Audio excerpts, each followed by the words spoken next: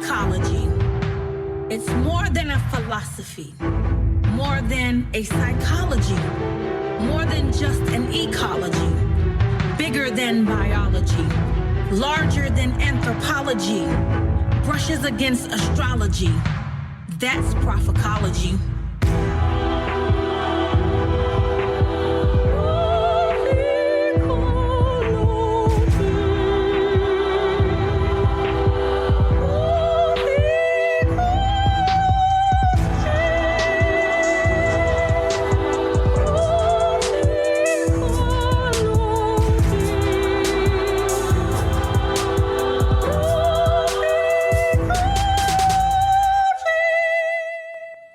Praise the Lord. I'm Master Prophet Bernard, joining your most trusted name in prophecy.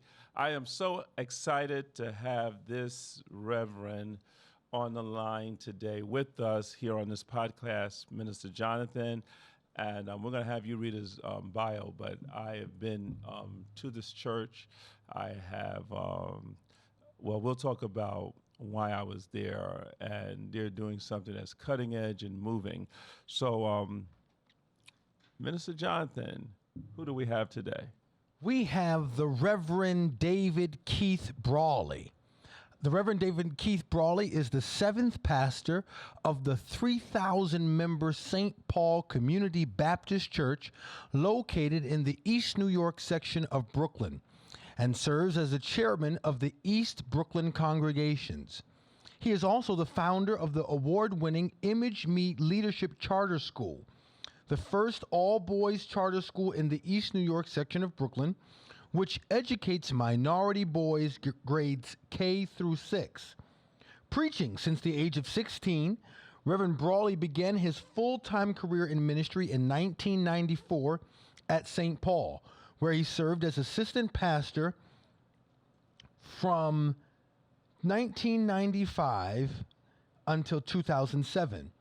As lead pastor of St. Paul, Reverend Brawley has led the charge in several life-transforming initiatives that have impacted thousands of New Yorkers. Notably, his work with Metro IAF has yielded the construction of over 3,000 affordable homes and a $73 million educational campus in the borough of Brooklyn. The formation of the B20 Leadership Scholarship Fund has distributed over 100,000 to graduating high school seniors in Brooklyn, and the creation of the ministry's summer reading enrichment program for children grades K through 8, which has produced improved reading and comprehension test scores for 90% of annual participants. Pastor Brawley resides in Brooklyn, New York. Oh my God, let's give Pastor Brawley a hand. God bless you. Man of God. Do any grass get a chance to grow under your feet? Not much. Not sleepless nights. Man, I am so moved. So you grew up at St. Paul's. Would that be accurate? Yes, in this regard, I grew into the person I am today at St. Paul. I actually started ministry on Long Island. Okay, so as a teenager, you started being around at St. Paul? Well, I actually got there at the age of 24 and came on staff at 26. Okay, so you came on as a young adult. Correct. So let's go before St. Paul. You were on Long Island, if you can. What was it like being? Because see, I started in ministry when I was 15 years old. I started preaching and prophesying. I did my trial sermon. All the stuff that they used to do back then. I don't even know if they still do it. Do they still do trial sermons? Well, maybe we shouldn't get into that right now. Pastor Brawley, how was it starting out as a young preacher? So I started ministry at the age of 16. Mm-hmm. I was licensed at a church called First Baptist Church in Deer Park. Oh. And, I was able to preach probably 3-4 times a year. And a pastor at that time was attempting to develop me. And when I turned 17, he passed And so in some ways I thought in ministry until about 20 when I met Dr. Jonathan Powell, who took me under his wing, and at the age of 26, I became his principal assistant. Wow. Yes, Minister. That's so powerful, Reverend Brawley. Now, First Baptist of Deer Park, that's where I believe our father, late Archbishop Roy Brown, he pastored out there Yes. for his first pastorate. Really? Yes, at 19 years old. And I believe is that where the Reverend Pittman was?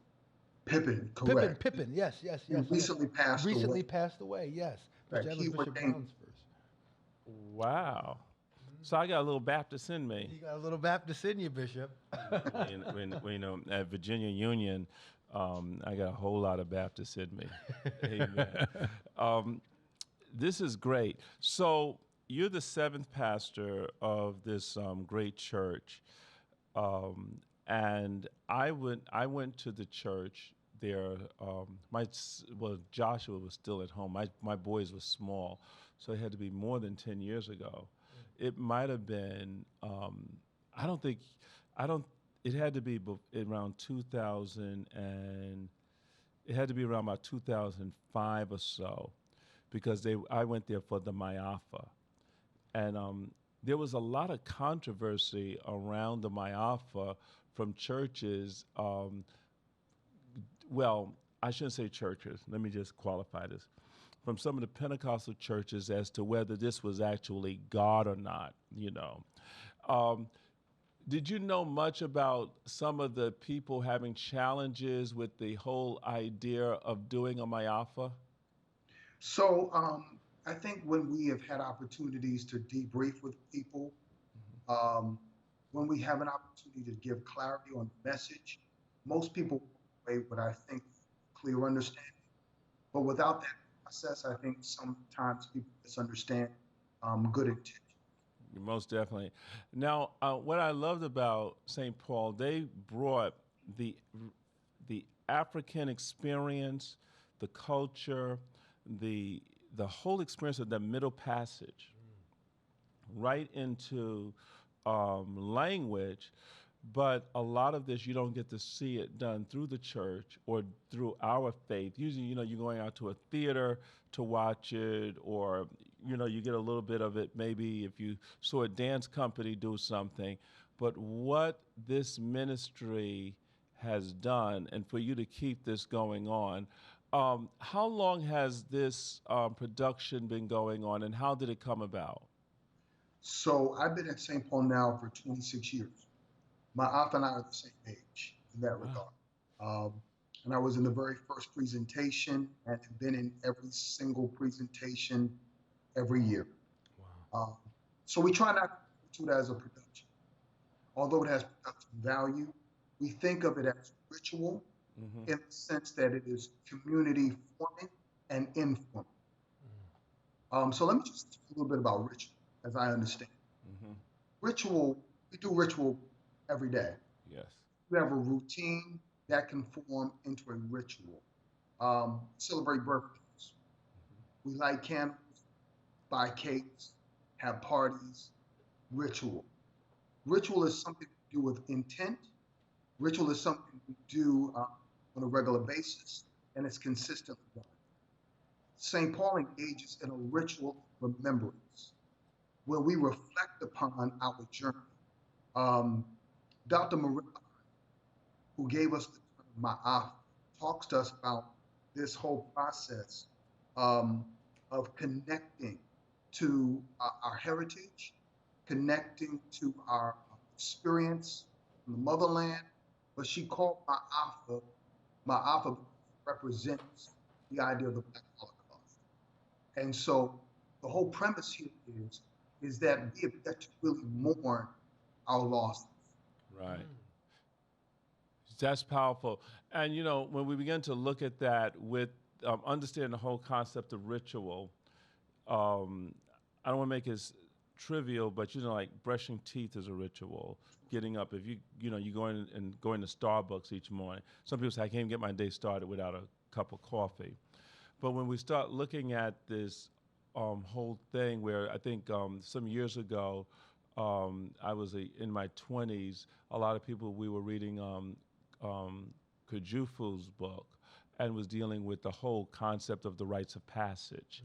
And so there's a lot of things that have been missing that was in our tradition that we didn't know the value of them. And then there was almost like a generation that has forgotten them. And we moved away from it, no difference than like Jews has bar mitzvahs and bat mitzvahs.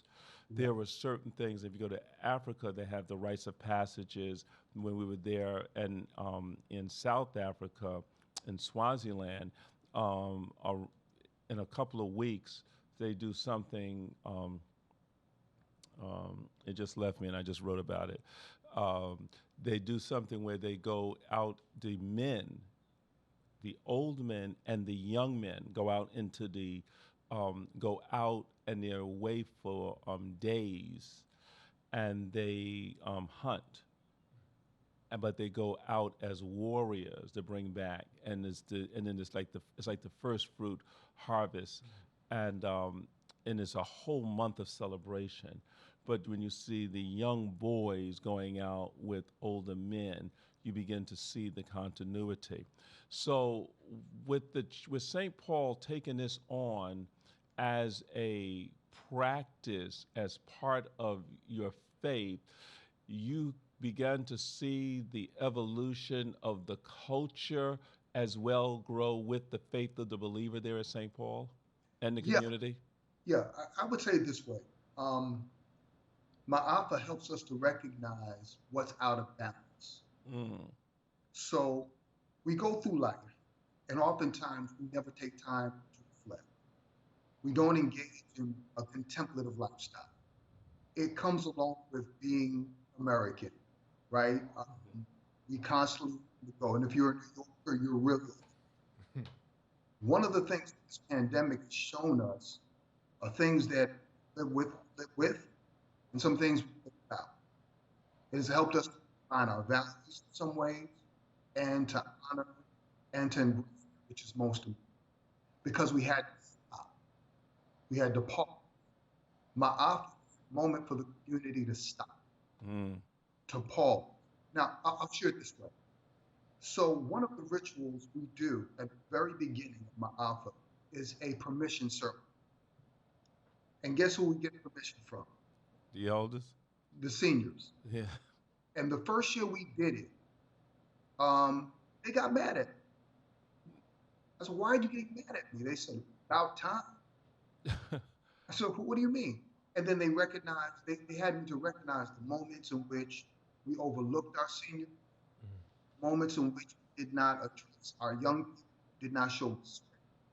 A few years ago, in our community, there was a very weird game, a vicious game of knockout. Young people would move the streets and knock out seniors. So what I did that year is we gave every one of them bracelets. And it was a simple bracelet. Material was basic. I think we made them by hand, and we put them on their arms. We hugged on them, and then we apologized if we opened them in any way. And we waited for reaction. They said, keep going. They milked it, man. And so I got on my knees and said, can we begin this ritual of remembrance? It's a ritual, and we expect the answer to be yes, but we can't start until they give us permission to start. The next ritual is a baby dedication. So that's the ritual of hope, right? So we're out of balance to get in line with our seniors, but we're out of hope if we don't recognize our children. So that's deep. Yes. That's deeply biblical and in line with our Christian values. And then we engage in a moment of serious and deep reflection, our journey. How did we get here? We remember in the scripture how we're told to remember. Matter of fact, some of the best preaching I ever get a chance to hear is preaching that comes from not telling me something new, but telling me something to remember. right? So what Maafa does is it says, let's remember our journey and the God who kept us along the way. Now watch this. Scholarship teaches us this. Our scholar teaches that the African who got on board those death ships is not the same African who landed on these. A 90-day journey with grave deprivation, tight pack, loose pack, oftentimes not able to move. They put our ancestors in 4-foot coffins, about that size, and unable to move. They talk about at least 20% of our ancestors on those ships never made it. So the numbers is in the area of about 8 to 12 million of us who made it to the side, whether it was South America, the Caribbean, or North America. You look at that aggregate, they say you can multiply by about 5. Because Africans before they got those death ships, there were Africans who jumped overboard. And so now we have estimates and numbers. We say they're not just numbers, they're our ancestors. They're our people. And then we start to recognize, and medical science is proving this out, that our DNA, the trauma of our ancestors gets passed down. And that is a breakthrough study that they're doing. And it's pretty much well documented that trauma is now inside of us. How do you deal with it? How do you unpack it? How do you understand that? Because ministry is supply a need, right? And address an issue, right? And ultimately connect us back to our creative, redemptive way. For us, all of that checks boxes when it comes down to power. Wow, wow, wow. So this is great, and I like what, and also, don't y'all do something? Because I wasn't able to make it the next day. You'll do something. You'll do something down by the sea or something, or by the water. Is that correct? Correct. So that's the closeout. So let me just kind of package it kind of succinctly. You've got the permission service.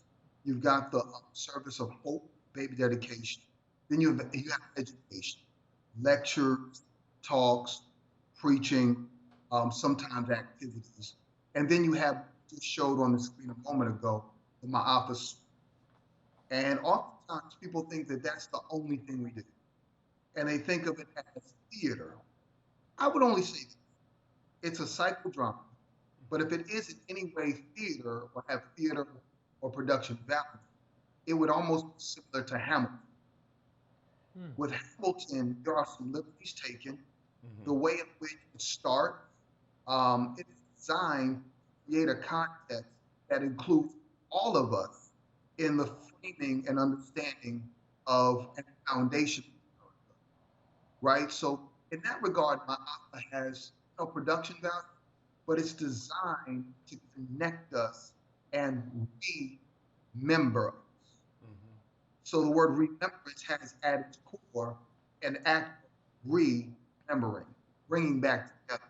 And so a disconnect in our memory will also mean loss of consciousness and can also result in a loss of identity. Who are we? Now, if you couple that with our identity in Christ, you can really go to the Hebrew text, right? When I say Hebrew text, I'm talking about the book of Hebrews, chapter 11, where you see the hall of faith. It's a kind of understanding where we see that each one contributed to a storyline, right, of faith. And ultimately, it talks about all those who came before Christ look unto the promise. And we who have come since Christ look unto the promise, right? In other words, they were looking for it. We look unto the promise. We're looking unto Jesus, who is the author and the finisher of our faith. So we see it in the scriptures. You know, you just need the lens to really know what you're looking for, but it's there, right there in the scripture. And it's pretty cool. Oh, most definitely. Well, we begin to look at Israel that when they crossed the Red Sea, they had to remember the Passover was a whole idea, a ritual of remembering. When they got over to Jericho, amen, they had to begin to have the stones of memorial, which is remembrance. And even Correct. till this day, the Feast of Tabernacles is supposed to be a feast that is always remembered and kept. We keep the body and the blood of the Lord, which is remembrance. And so, in a lot of ways, the arts, this is why when Hitler was doing the work that he was doing, with some of the first groups of people he eliminated was the artists. Because the artists are the musical prophets.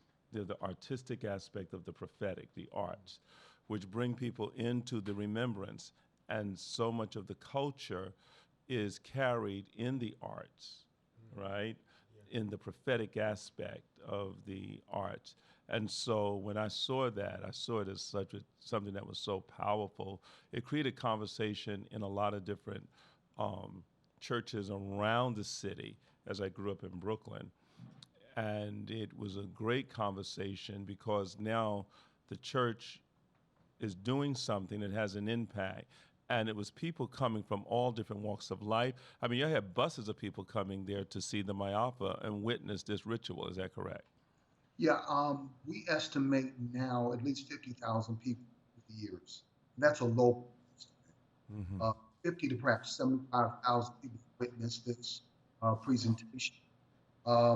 This year is a little unique based on 19. So we did a movie this year, and you showed a little clip of that, and that was quite an experience. Yes.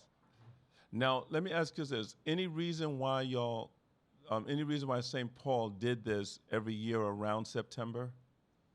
Yeah, so that came under the tenure of my predecessor, Dr. Youngblood. As I understand, it's connected to a moment of healing, an international moment of healing. And we maintain it. But we also say to other congregations, you can do my anytime you want to do it. That's the power of it. Mm-hmm. The community can decide when it wants to do an act on its own behalf and self-interest. So there are churches that do it in November. Most churches want to do it in February. Wants to do it in February, Yeah. Black History Month. But it's courageous at other points in the calendar year as well. Great. And when we begin to look at this whole concept of ritual, and this is probably going to another interview with ritual, is you probably know Dr. Leonard Jeffries. Yes. He comes to our church and speak quite often. Him and Mother Jeffrey is part of our prophetic order. So I dropped Mother Jeffrey off at the home. And of course, Dr. Jeffrey says, you can't just drop Mother off here at the home and not come in. Come in and let me give you a glass of water or something. Mm-hmm. So of course, I stopped in his home thinking it was going to be about 5 minutes. Well, he had me to sit down, and we're looking as a half hour, as an hour. My wife and I get up to leave. I says, okay, we're going to get ready to go. He said, this is impolite of you. He says, you have no reason getting up and leaving unless you ask your elders for permission to leave. Mm. So I sit back down, and he goes into another conversation. And listen, Dr. Leonard Jeffries, the mind of this man, and his wife is sitting there saying, Leonard, you cannot do this. This is the Archbishop. This is the Archbishop. You can't do this. You can't say this to the Archbishop. Says, Archbishop, he is, yes, but I am his elder. And he poured out. It was so rich. And after that, I said, Dr. Jeffries, Baba, do I have permission to leave? He says, yes, you have permission to leave, but just one more thing. And so I, uh, I get it, but that is something that has been lost in the Yeah. culture. And if we got back to honoring our fathers and mothers, and that's just not your birth father and mother, but getting back to understanding eldering and discerning the body, could there be a lot of progress, Reverend, in the community? I'm glad you asked that question. One of the things that I'm looking at now is the intersectionality of ritual and social justice. Mm. So that I'm thinking that it's high likely that when we're grounded in sense of remembrance and connection, that it helps us to fight for our self-interest, and it gives us courage to fight for the honor of our ancestors, the glory of our God, and also for our children, and also for Amen. I believe that's yeah. Wow. Listen, we've got to get together and do some more. We got to talk some more. So, listen, y'all doing so much work in the community. We haven't. What is? Okay, so I got about 10 questions. I'm only going to ask two. Let's see. How long did it take you to put? I mean, COVID just happened.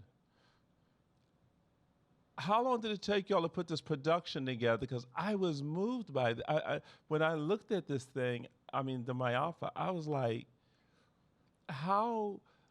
And I mean, and you could tell they're doing it during COVID because the mother, the grandmother speaks to the child in the beginning and saying, speaks about COVID.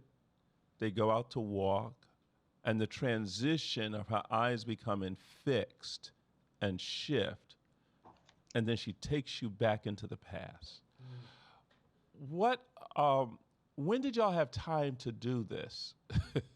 Ooh, that's a good question. So yeah, the story is this. It took us 6 weeks to do the whole thing, from writing the script to production to Wow. what you just put. And it is, without exception, it's probably the finest piece we've ever done. It's the commitment, creativity of the cast, director, Lakai Warrell, phenomenal. And we used all outdoor locations except for maybe prison scenes so that we could stay safe. We had a lot of COVID testing, a lot of work was done, and did the filming in 1 week so we could limit any exposure. Yeah. So it was a major undertaking, and we did the whole thing in 6 weeks. Now, it was just amazing. I pray God will grace you with the wisdom to do some teaching around that, so possibly families, because I would love it if you did some teaching around that about how the family could practice ritual, so that they Absolutely. could remember, and do some teaching and maybe like a workbook of some practices of remembering ritual. Like Jews, they eat the bitter herbs, and they remember they keep the Seder, and they remember when they have the salt, and you drink the salt water, or you taste the salt, so you can remember the tears that they've cried. Mm. They took all of that of what they went through in Egypt, so that they can remember that every year at the Passover. Yes. Even if we did that, if they got Juneteenth as a national holiday in America, or something that could be a collaboration with the elders. But I think what Reverend Brawley has and what St. Paul has is that it's something that comes with our Christian tradition that keeps Christ in it, Yes. right? Because we can have a lot of individuals that are telling our story, but it is absent of our faith. And that's where I think we lose a lot of our community, that they don't see. I see a black Jesus. I'm clear that Jesus is black. because I can't serve something other than who I am. So I'm clear as to who God is to me. That is clear. If I see God as anything other than me, diminishes me as a being. So that is where I'm clear. But if we can begin to get, maybe COVID may have upgraded this, because now to watch this as a family, or people watching it on their cell phone, but practicing ritual, going through it and going through the journey of You got maybe it. remembering our elders, I think you're onto something here. And I think you're onto something that moves beyond the church. It moves into the kingdom, because you're going in now into community and really beginning to impact a culture. Well, one of the things we attempted to do was to bring my art to people. So the last set design we had was house on stage. And so we said, trying to bring it home. This year, for the movie, we're trying to bring my into your home. When you think about COVID-19 restrictions, many churches are teaching their members communion at home. And we have increased Bible study, of course, through virtual connection, fellowship, but bringing my to the home. And just one other thing I want to share. We told an amazing story this year of the African burial ground in East New York. And many people didn't know the story. And so we went over to the cemetery where you could see the names of the pioneers and the janitors in New York who were Dutch. But what people don't know is there was another cemetery across the street. And that's where your ancestors were. And that cemetery was desecrated. They put a school and a playground and then a library over the bodies of ancestors. When a developer to do some redevelop a particular area, they noticed and recovered some of the bones of our ancestors. If you look in the cemetery across the street where the Dutch Reformed Church is, you'll see the names of pioneers. But if you look at the street signs, they're the same signs. So where our church is located, where our school is located for Black and brown boys, which is one of the number one schools for Black and brown boys in the city, likely the Skank Street represents Skank family, who were the largest slave owners in Flatbush. Whoa. I got you. You understand? So connecting those dots gives us passion to be more and to do more, to recognize that, oh, let me just share this. East New York was founded by the Dutch, and they brought slaves in because they were farmers and not farmers, not into agriculture. So they brought Africans in to work the land and to clear off the new lives. Come on. You know what? You know what? Right? Now watch this. New Line. Yeah, I know. I grew up in Brooklyn. Watch this. It was called the Great Market of America. That means it was one of the wealthiest areas in all of America because of our ancestors. When they ended slavery in New York, eventually Europeans came in, immigrants who didn't even speak English, got jobs for our people. We were moved out. Then they put us all in Brownsville until Brownsville for all of us. Then they moved us back to New York. Then they redlined here. They kept all the services away from us. They created the conditions, and then they looked at us and said, "What's wrong with you?"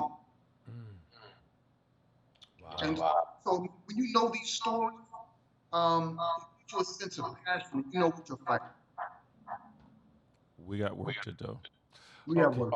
That's powerful. Listen, we have to come back. This is That's it. all of what he's sharing there.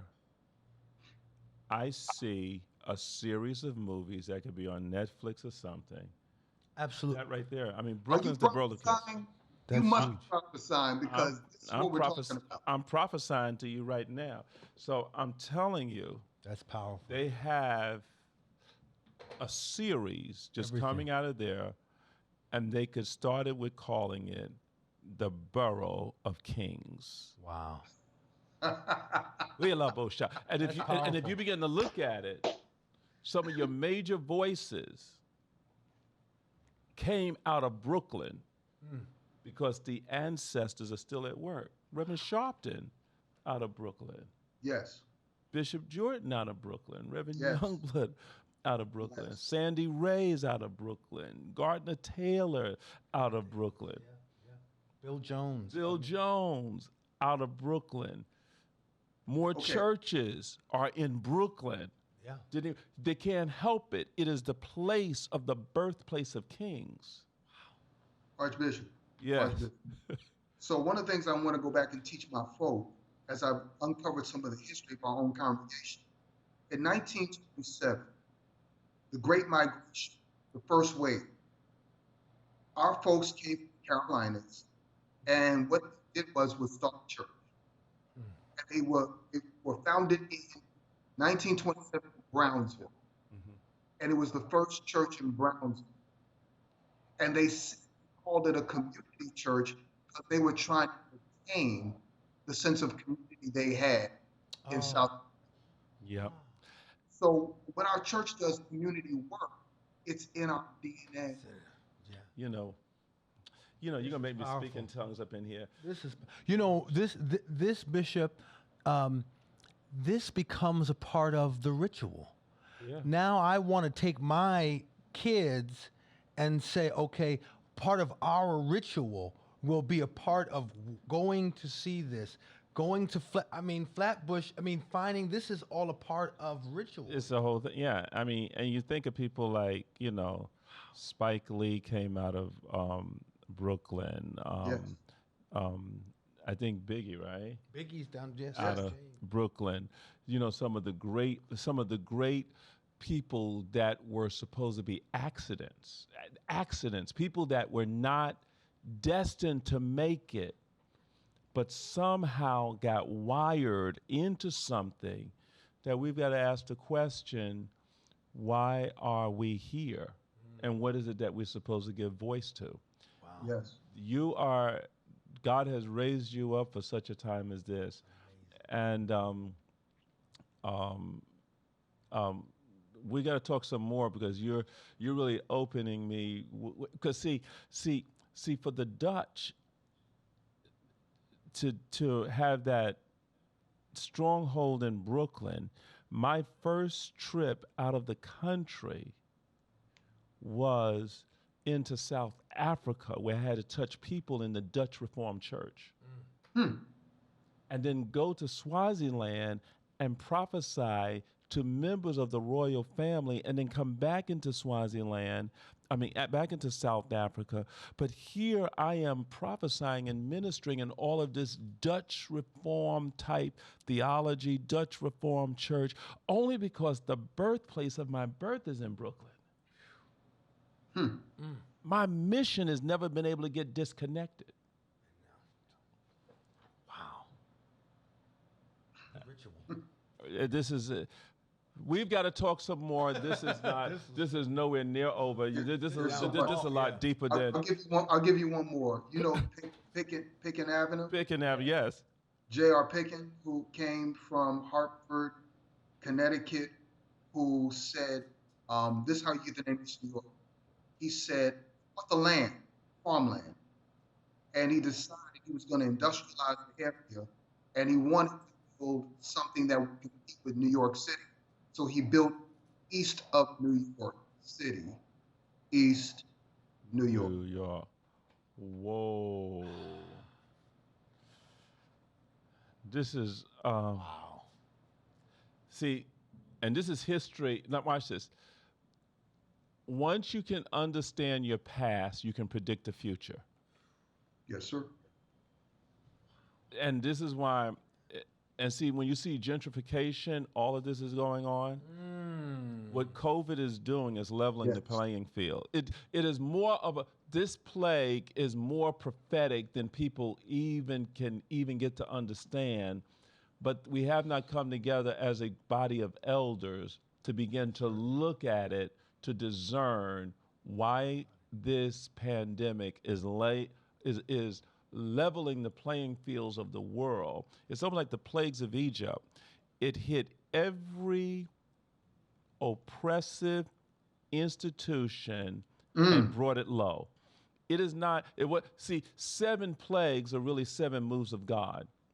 Okay. 7 moves of God. I mean, the 10 plagues are really 10 moves of God. The 10 moves of God are really 10 awakenings. We are having awakenings in the banking industry, awakenings in the employment industry, awakenings in the education industry, awakenings in the healthcare industry. Every place that has systemic racism is being leveled right now in this pandemic. Every particular area. And we need to bring the prophets together, the prophetic elders, to look at what is actually taking place so we can discern how do we pivot and position ourselves for the new world that is being birthed right now. See, Archbishop, I think what we need to understand is the conditions and the conditioning. So that what Maafa does is it says something's been done to you. Rather than internalizing the oppression, how about we understand what's been done for us and what we have to address? So one of the things, because I like to tell the story of 1938. One of the pastors of St. Paul, Dr. Smith, he built 40s the St. Paul Baptist Church from the ground up. He did it during the time of the war. Resources were limited. It was not put to build. He built in 2 years. He built off of chicken dinners, people giving their last, doing the best they could. And Black folks in Brownsville built a church from the ground up. Johnny Ray, predecessor, he moved St. Paul from Brownsville to East New York. In 1980, he joins a coalition of churches, faith organizations, and they built Nehemiah. Yeah. Nehemiah Housing in Brownsville, they've just done a study. It has now changed the trajectory of the children of those parents who bought Nehemiah home, and they're wealthier than their parents, and their collective aggregate wealth of about $1 billion. Wow. Because of Nehemiah. I remember that housing. So what I'm saying to my people, if we could do that then, come on. If we could build during the time of a war, if we could regenerate a whole entire area of the city, what can we do now in this? Oh my God. We have got to talk. This is God. This is very real, and this is God. Now, what Reverend Brawley is talking about, he is only just dealing with Brooklyn.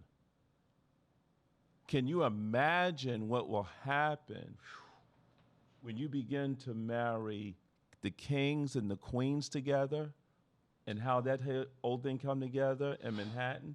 And when you start getting into Harlem, you start getting there into like the whole thing with the Reverend Ikes, the Father Divine, the Daddy Grace, all of these.